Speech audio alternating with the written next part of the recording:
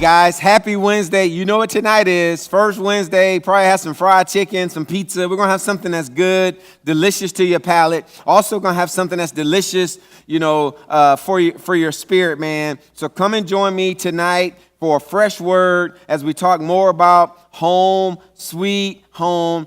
Meal starts at 6:15. Service starts at 7. Impact kids, impact students. No excuses. Just come on out and join the party. Should be a great time. Now, let's talk about being trusting God. We may not always understand God's plan, but if we trust Him, blessings will follow. And we see that over in Genesis 22, with Abraham and God wanting him to go and sacrifice his son. But the thing about it is, we know when Abraham was about to sacrifice his son, God stopped him. But he basically said this: if you are willing to sacrifice your son, I'm willing to sacrifice his son Jesus, which he did later on for our forgiveness of all of our sins. But let's take a quick peek into Genesis 22, verse 1 says, sometime later, God tested Abraham. He said to him, Abraham, here I am. He replied, then God said, take your son, your only son, interesting,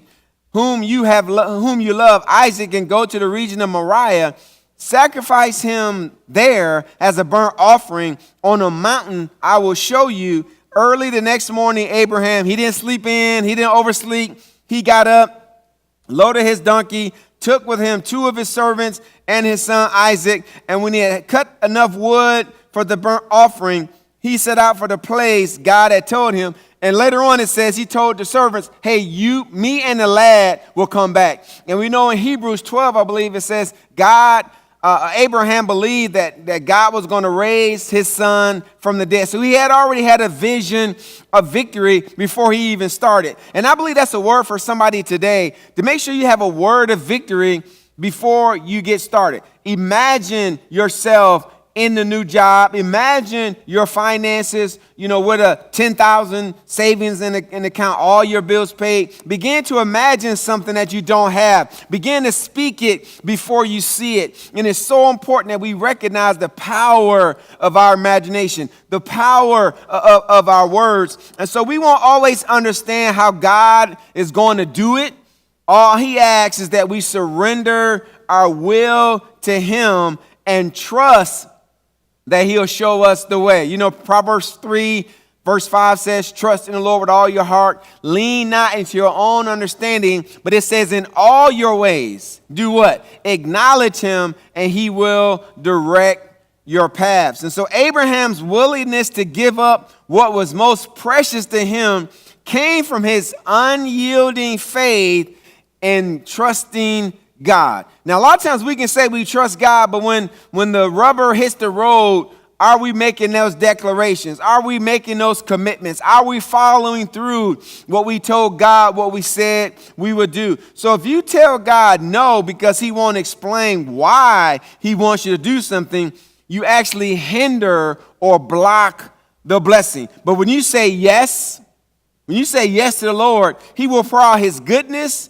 and reward your obedience. What matters more than material blessings are the things He is teaching us in our spirit. What is God trying to show you? How is He training you? It says obeying the Lord naturally positions us to receive what He's already trying to give us. But when we fail to trust God and refuse to do what He says, we're the ones choosing to close ourselves off from the good thing or the good God that He wants to accomplish in our lives. So I'm just saying, hey, you know what? Let's take the limits off.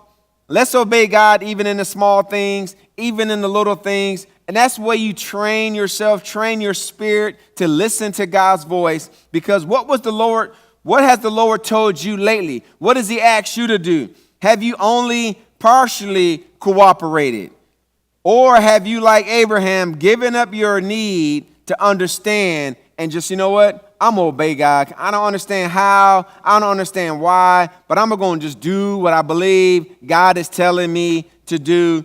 And if God says to give more than you think you're able to part with, know that he will provide, that our God provides our every need. And it says, whether things are running smoothly or the bottom has dropped out, he is always trustworthy. We can trust God. I can trust God. You can trust God. See you guys tonight, First Wednesday. Look forward to having you. God bless you all. See you tonight.